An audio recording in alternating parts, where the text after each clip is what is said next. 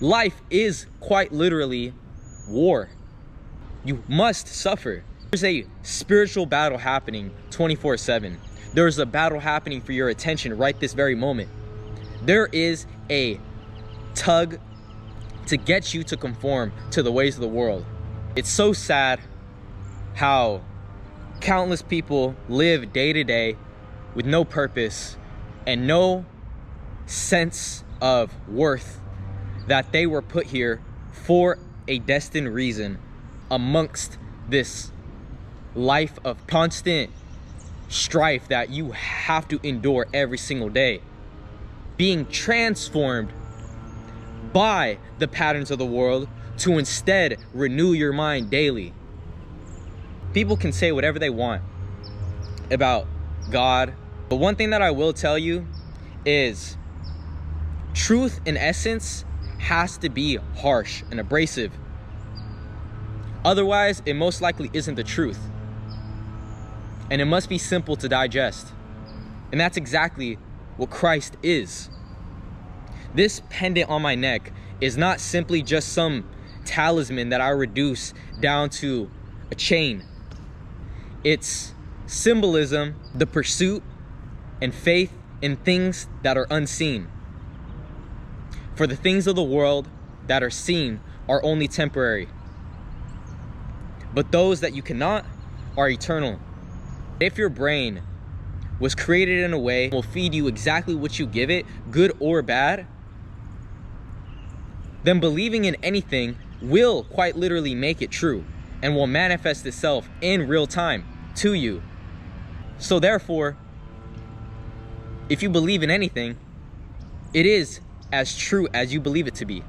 Therefore, God in essence can either be present in your life or be absent, and his work in you to transform you into an entirely new creation will be evidence of that.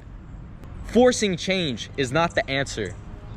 Surrendering to change is. I tried so many times to force myself to be better, to force myself to be different, when in all actuality, I should have surrendered to the blueprint that was already out there for me to follow.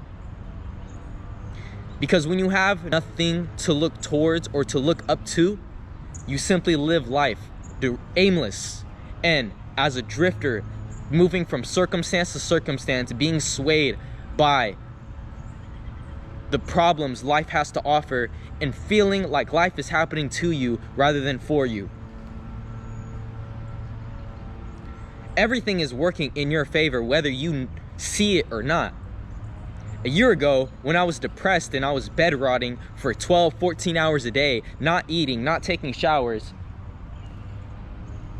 wishing that something would just take me out of my misery, I had no discipline with my thoughts. They would run rampant, smoking weed every single day, popping Xanax every other day, just letting myself go.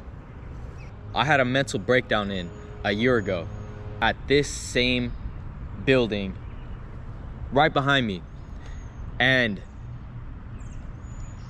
I never felt so empty. I completely ignored the refinement that was happening in real time. Would I want to go back and experience it again? No. However, looking back on it in retrospect, knowing what that darkness did for me now gave me a whole new perspective on how to cherish life with what I have right now. All I could think about was how I sold myself short. Sobriety is the most elite option that you can choose. It is absolutely 100% cognitively impairing you if you think that somehow any substance that you take is helping you. If you have addiction, that is not your problem. That is how you're treating the problem. There is something that is eating away inside of you. Instead, instilling discipline in yourself, knowing thyself, you simply want to run away from it. I already know this makes the problem worse. The process of getting me to realize who I truly am. And I found myself in my problems. I found who I truly was in my struggle. Christ gives you your struggles intentionally to allow you to find who you are in all of them. None of what we fear and the embarrassment factors that dictate most of our decisions, why most of the time they are completely needless to focus on. Yeah, I don't have the exact 100% plan on how this is going to work. How I can actually take care of my family, be a provider as a man should be, while still staying true to God and still bettering myself every single day, even if it's by 1%. Something must be done. You must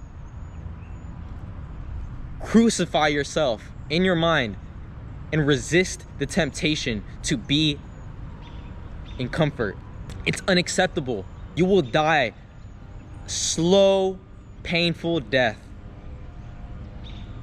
wishing that you could have pushed yourself, eat a little bit harder.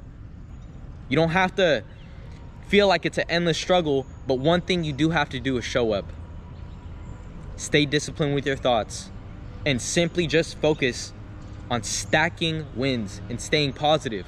You don't have to be ultra mega disciplined, but simply try and put your all into whatever you're pursuing, and do it with love and compassion for yourself and others, and try to be generous with all the blessings that God has given you.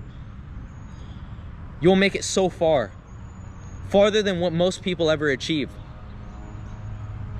While most people fade away into nothingness, I am for those that want to be something, that want to make something of themselves. Because you're born into this life with nothing, and you leave with nothing. And all that you will leave behind is the gifts that you made in heaven, not on earth, but also a legacy to leave behind of who you were, of the kind of character that you carried and presented to the world.